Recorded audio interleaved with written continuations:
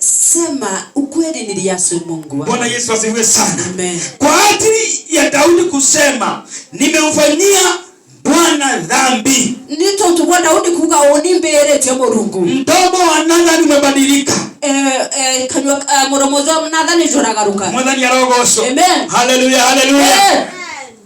Akasema arauga sasa wewe nande ugwe hutakufa.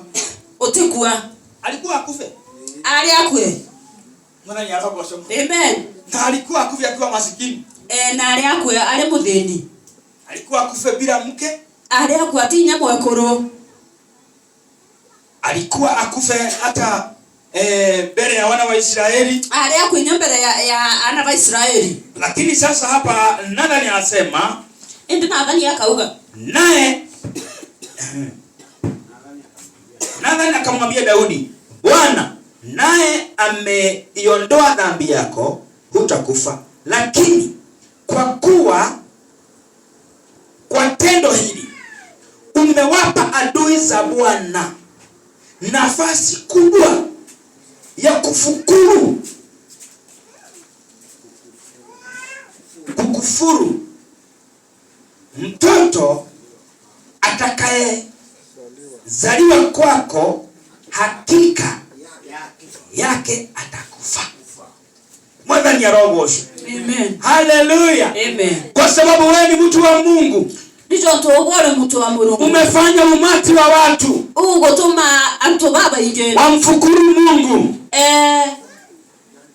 Wamushwambie bamushonoririe Mungu. Bwana Yesu asifiwe sana. Amen. Wakisema mtu mtakatifu kama huyu bakiuga mtu mutheruja hoju na yeye anakuanga na tuhubiria na no tuunja ile abadali hata mimi sijaokoka kabainya oni tionoki kama ni yeye ametenda haya kwenda no athithite sasa kabainya oni teta kanisani si afadhali hata mimi siendangi kanisa kwa kwenda onoki ya bure kama wokovu ni kama huu teka bande ndiye guo si ni afadhali nikae hivyo. Mwathani arogocwo. Amen. Umefanya watu wamfukuru Mungu.